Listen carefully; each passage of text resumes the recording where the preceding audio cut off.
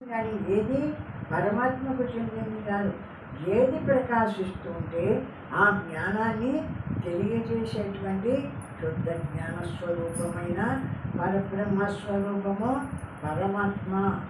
మనోబుద్ధులు హెచ్చు తక్కువలు ఉంటాయి. ఒకడు శుద్ధమైన మనస్సు కలిగినటువంటి వాడే ఆ బ్రహ్మస్వరూపాన్ని విచారణ చేసి తెలుసుకునే సత్తా ఏర్పడినటువంటి వాడుగా ఉంటాడు. కొందరికి ఈ పరబ్రహ్మతత్వాన్ని చెప్తే అర్థం కాకుండా లేచిపోయే వాళ్ళు ఉంటారు. వాడి బుద్ధివృత్తులు ఉన్నాయి, వీడికి బుద్ధివృత్తులు ఉన్నాయి. వీడి బుద్ధివృత్తి గ్రహిస్తుంది, వాడి బుద్ధివృత్తి గ్రహించలేకపోతుంది. ఆ తారతమ్యాలన్నీ కూడా మనోబుద్ధులకు దేహానికి సంబంధించినటివే కానీ పరమాత్మకు సంబంధించినటివి కాదు. పరమాత్మ సర్వవ్యాపకంగా ఒక్కటిగా ప్రకాశించేటువంటి శుద్ధ జ్ఞాన స్వరూపుడు పరమాత్మ.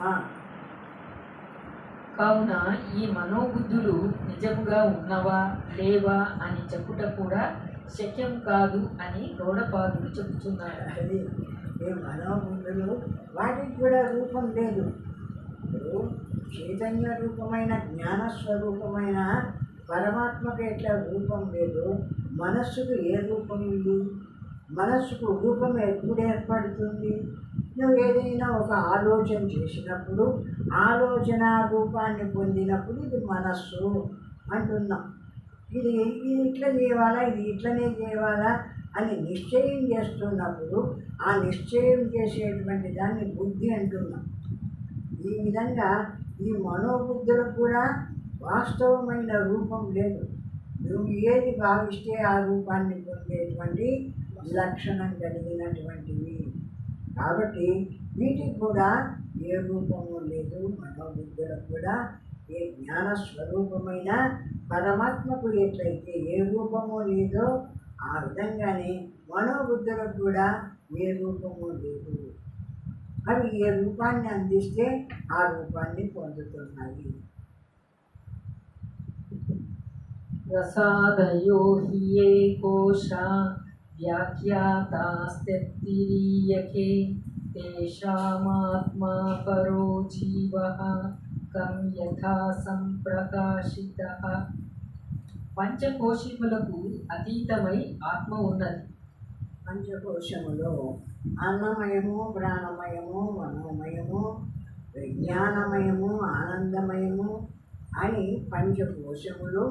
ఈ పంచకోశముల్లో ఆ పరమాత్మ ప్రకాశిస్తుంది.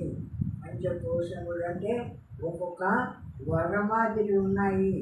ఈ స్థూల శరీరము అన్నమయ కోశము వర, ఇది ఒక వర. ఆ దాంట్లో మనోమయ కోశము అంట్లో ఒక మనస్సు ఒకటి ఉంది, అది మనోమయ కోశము. బుద్ధి ఒకటి ఉంది, విజ్ఞానమయ కోశము. ఆ నిద్ర వస్తుంది, అది ఒకటి ఆనందమయ కోశము. ఆ బ్రహ్మస్వరూపంగా అన్నీ విడిచినప్పుడు నిరాకారంగా నిలబడేటువంటి ఆ బ్రహ్మానికి ఏ కోశాలు లేవు. ఇవన్నీ ఏ శరీరము ఏ ఏ అవస్థలను పొందుతూ ఏ ఏ అనుభవాలు పొందుతుందో వీటినే కోశాలుగా చెప్పినారు. కానీ నిజంగా పరమాత్మకు ఏమన్నా పంచకోశాలు ఉన్నాయా? ఇవి అడ్డపడినాయి అని చెప్తున్నామే కానీ మనం తెలుసుకోవడానికి అనుకూలంగా ఇవి పోయి పరమాత్మను అడ్డపడేంత సామర్థ్యం కలిగినటివే ఈ పంచకోశాలు. ఇవి నాకడే సూక్ష్మం ఎక్కడో వర్తిపడవు.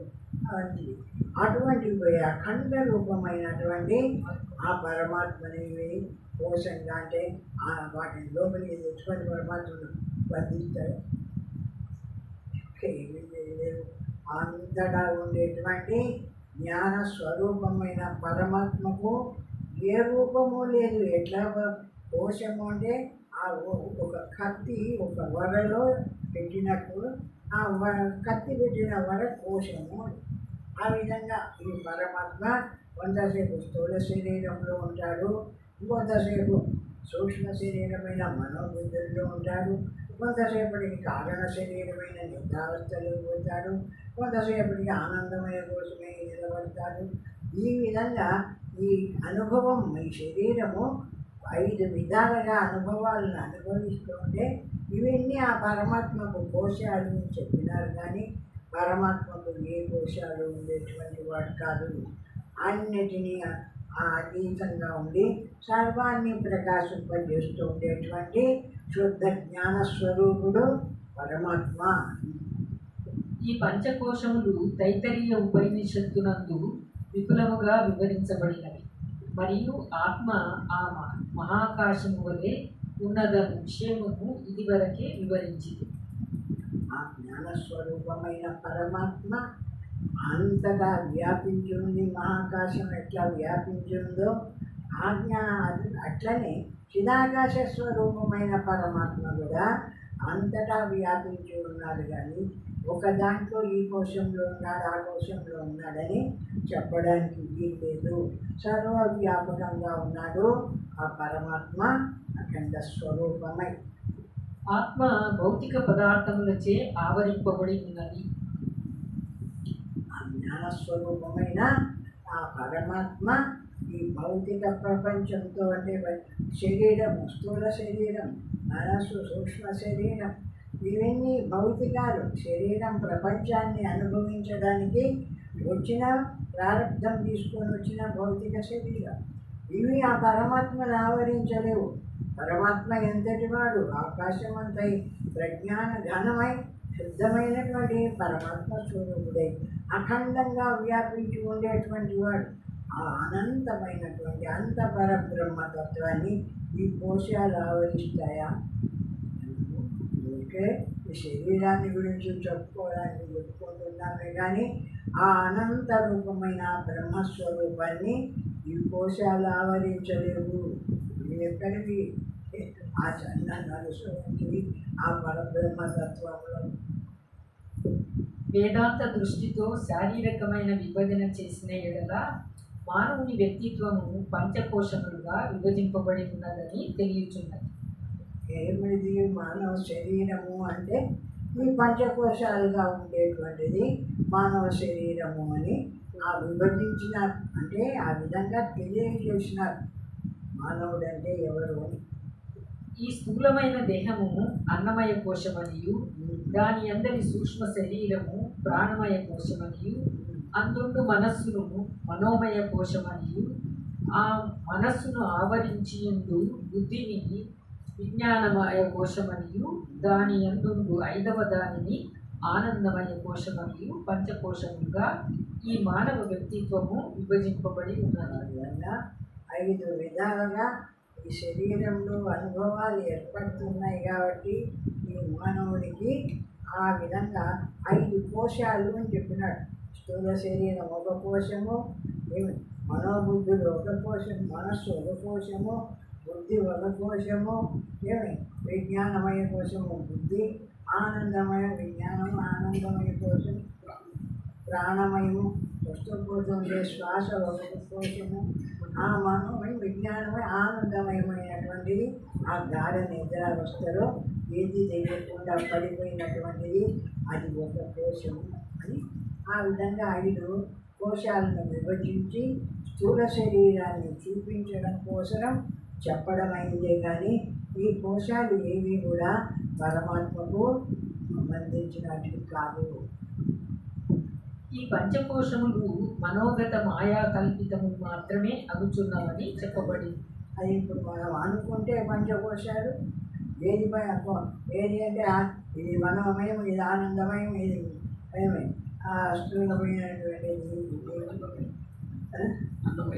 అన్నమయం. ఈ విధంగా మనం అనుకుంటే కనిపిస్తున్నాయే కానీ మనం ఏది అనుకోకుండా ఉంటే ఆ కోశాలు వచ్చి మన దగ్గర నేను ఈ కోశాన్ని వచ్చినాయని చూడు అని ఏమన్నా మన దగ్గరికి వస్తున్నాయా? ఏమి రావడం లేదు. మనము నిర్ణయించుకున్నాం ఈ పరమాత్మను తెలుసుకోవడం కోసంగా ఈ పంచకోశాలు అడ్డపడుతున్నాయని, ఏమి పరమాత్మను తెలియనీయకుండా చేస్తున్నాయని. ఇవి కానటువంటి ఏ జ్ఞానస్వరూపము ఇందులో ప్రకాశిస్తుందో శుద్ధ బ్రహ్మమై ఆ బ్రహ్మము పరమాత్మ స్వరూపమని వీటన్నిటికీ అతీతంగా ఉందని ఆ బ్రహ్మస్వరూపాన్ని నిర్ణయం చేసి బ్రహ్మస్వరూపాన్ని చూపేందుకోసం ఈ కోశాలు చెప్పబడినాయే కానీ ఈ కోశముల చేత ఆ పరమాత్మ ఎప్పుడు తప్పబడేవాడు కాదు.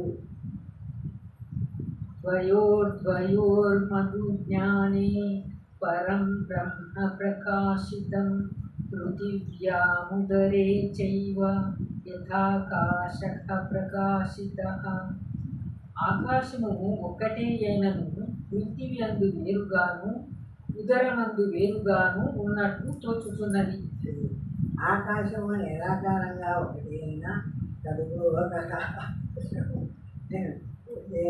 ఇట్లా ఈ శరీరం యొక్క భాగాలను పెట్టి చూపిస్తున్నప్పుడు వేరువేరుగా ఉన్నట్టు కనిపిస్తుంది. ఈ శరీర భాగాలు ఆ ఆకాశానికి ఏం సంబంధించినవి కాదు.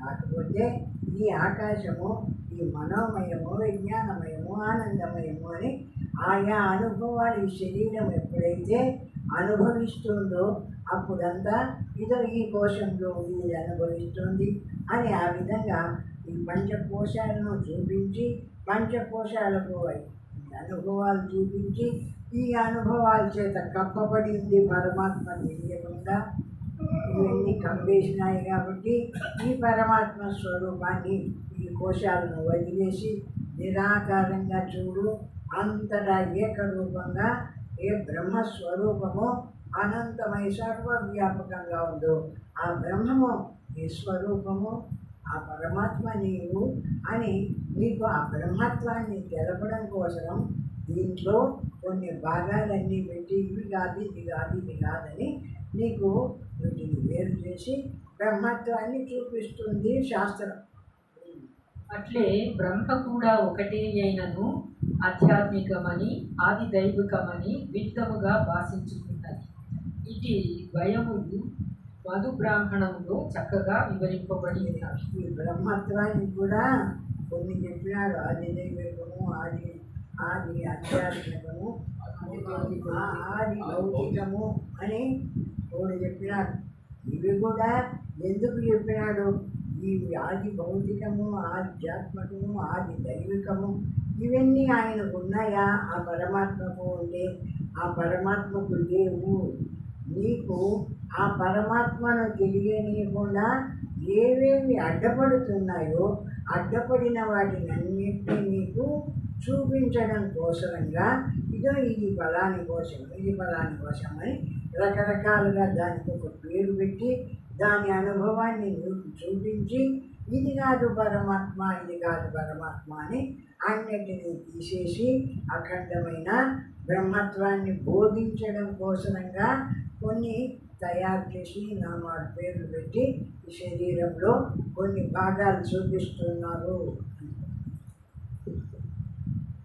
వ్యష్టి సమష్టి ప్రపంచమును గూర్చి బృహదారణ్యకోపనిషత్తులో కూడా వివరించబడి ఉన్నది. మరియు వ్యష్టి రూప విశ్వ తైజస ప్రాజ్ఞులకును ఆ సమిష్టి రూప విరాట్ హిరణ్య గర్భ ఈశ్వరులకును ఏకత్వము కలదని కూడా వివరించి చూపబడినది. ఈ శరీరంలో ఉండేటివైతే వ్యష్టి శరీరంలో ఉండేటివైతే విశ్వ తైజస ప్రాజ్ఞుడు. విశ్వ తైజస ప్రాజ్ఞులు అంటే పగలు ప్రపంచంలో ఇప్పుడు మనం వ్యవహారం చేస్తూ ఉన్నప్పుడు ఇప్పుడంతా ప్రకాశించేది విశ్వమని విశ్వడని, మళ్ళా స్వప్నావస్థలోకి పోయినప్పుడు తైజస్సుడని, అంకగా గాఢ నిద్రలోకి పోయినప్పుడు ప్రాజ్ఞుడని, ఈ మూడు అవస్థలు అంటే మూడు అనుభవాలు ఉన్నాయి.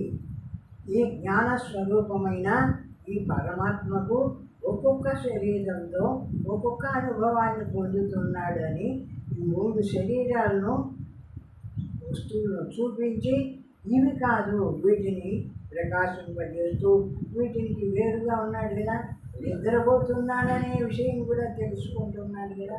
జ్ఞానస్వరూపుడైన పరమాత్మ ఎప్పుడు కూడా సర్వాన్ని తెలుసుకుంటూ ఉండేటువంటి శుద్ధ జ్ఞానస్వరూపుడు.